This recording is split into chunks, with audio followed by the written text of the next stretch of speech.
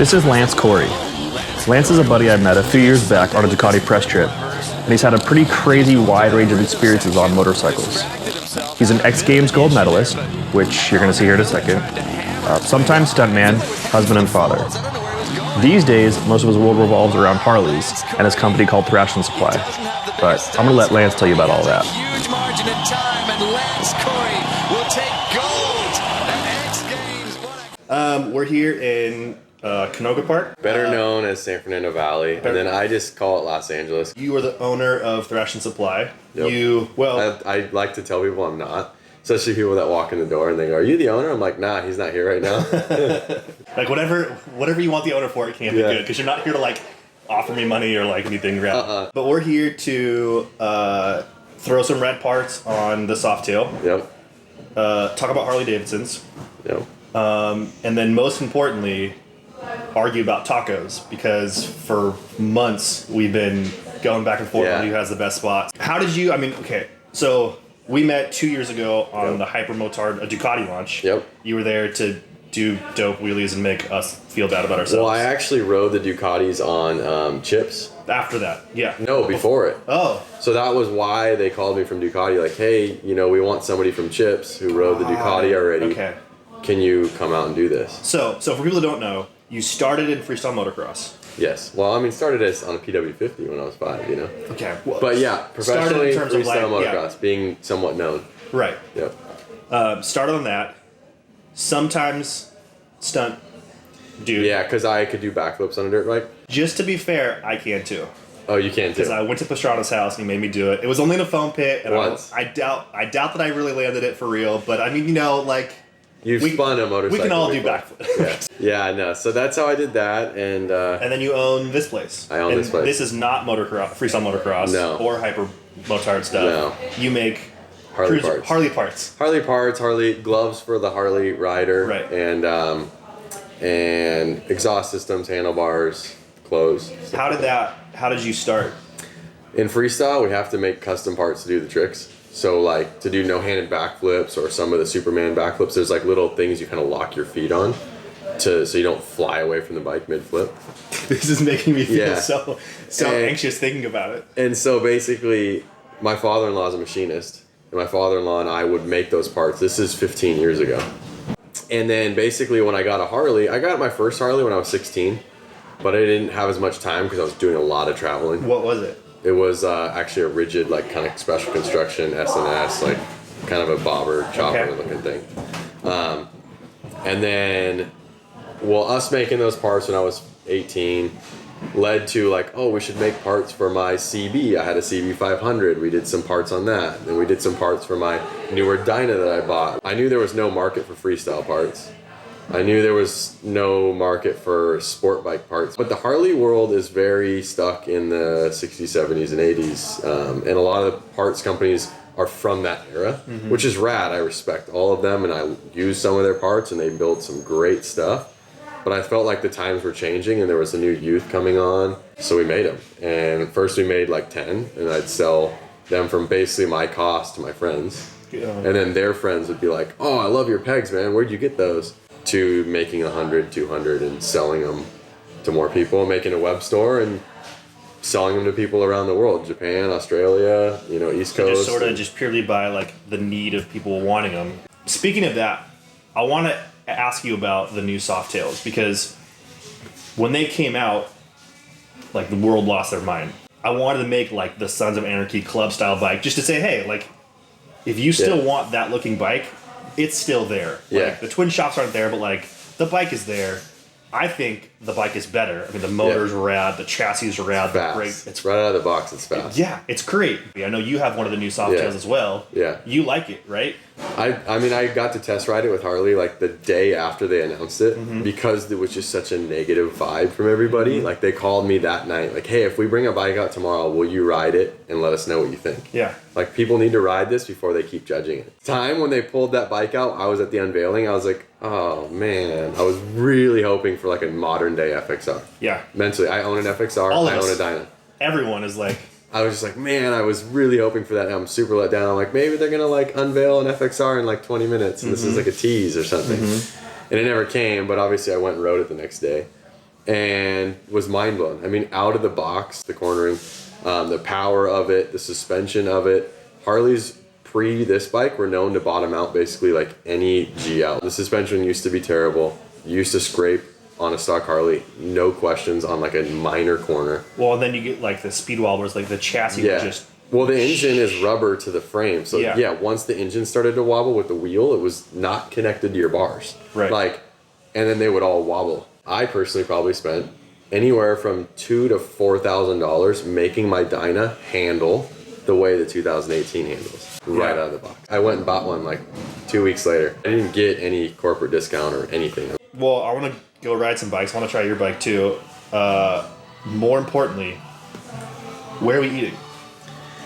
Okay, so there's because you earlier were like, oh, there's a couple of options, and when we do part 2 and you come to me, there's no options. I know where we're going. I know what we're ordering. One of my good buddies, we call him Chatty. He owns a taco spot called Tacos Hell Yeah. So that's a cool vibe, right? Are we doing like a taco tour? That's what I'm saying. So then there's another spot called El Tap. There we go. And this is the one you told me about. And they've been around for, I mean, as long as I can remember. The day you told me about them, I read like an hour and a half of like reviews. Oh, did you go you're like going to the side? This is the best day. Are we working on bikes first, or are we eating first? We'll throw those pegs on. All right. And then let's roll. My buddy's got his birthday tonight too. He wants to go to a Mexican restaurant, so I'm gonna have tacos for lunch and tacos for dinner.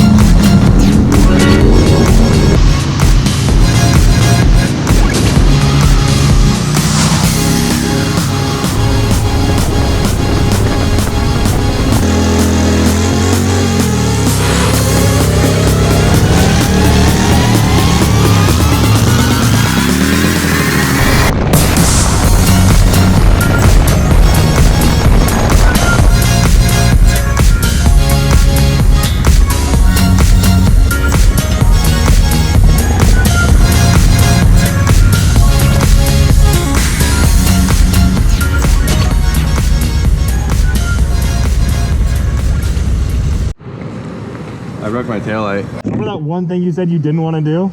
Because the problem is to like keep going, you have to be that high.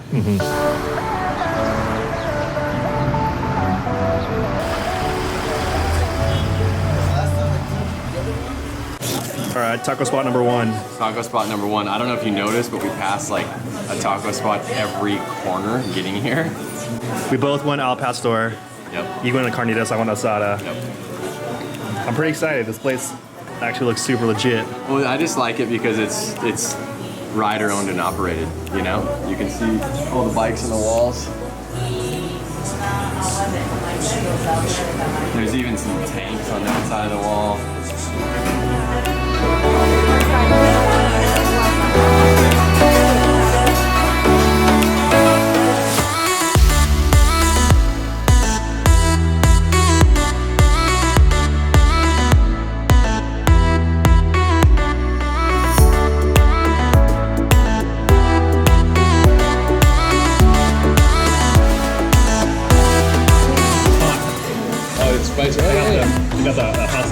tacos. Oh, yeah.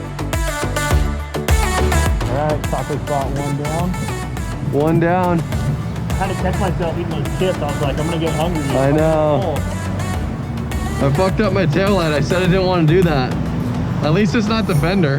Yeah. I could just get a plastic piece. We're gonna go out and just make a right here. Okay.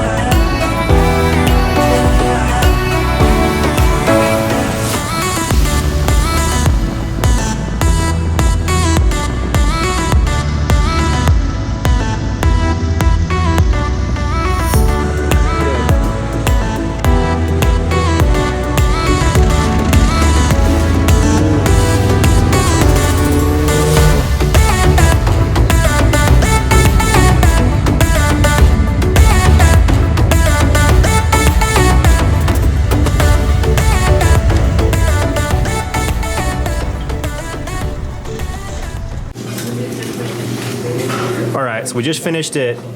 Tacos, hell yeah. Yep. Tacos, hell yeah. Verdict.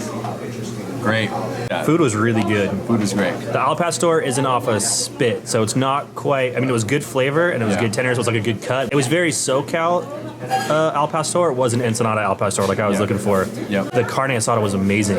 I didn't have the carne. I had the carnitas and the pastor. Now we're at This is El Tapatio. El Tapatio, not the hot sauce. Not the hot sauce. Same name. This might not be the original, but it's definitely one of like the first two. The interior of this place is unbelievable. Yeah, it's kind of always being remodeled. They're always like adding to it. It's changed. And this time, I was like, what do I get? Like, should we get a couple different kinds? You're like, no, all Al Pastor. Like you. I get the. If I don't want to go like gnarly, I'll go 50-50 where they just mix the asada and the pastor in one taco. Kind of like lightens the oil of the pastor. I love the oil. I'm not saying. I can't believe I've never thought of that as an idea. I've already had people hit me up like, yo, how are the tacos? I want the full report. We'll get it right now. Street tacos, OG. I believe this comes off of the skewer. I think you're talking about. We'll see.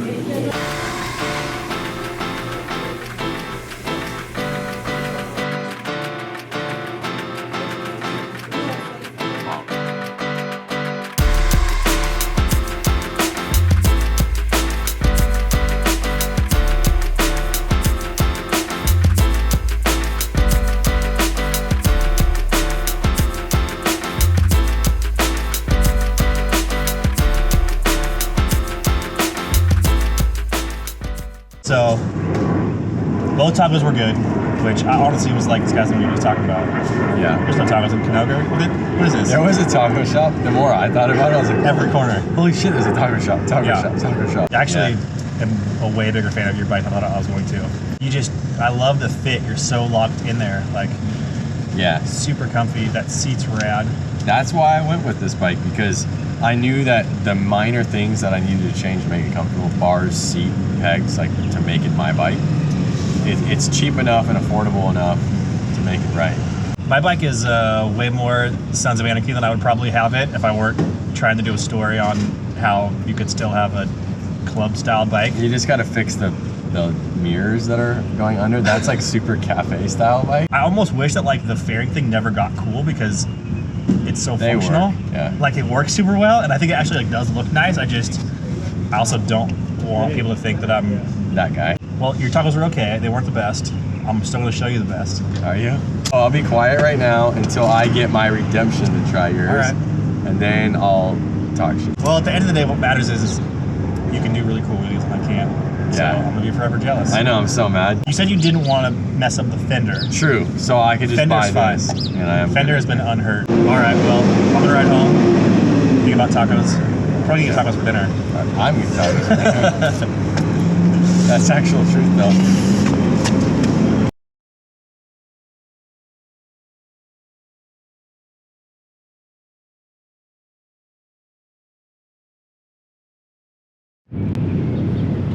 had these pants fixed up, but they get undone. I'm gonna blame your wide tank for splitting my pants. That just open. happened? They were like kind of tearing, and I had them fixed, and then now these I Game over. have cool ethnic underwear on.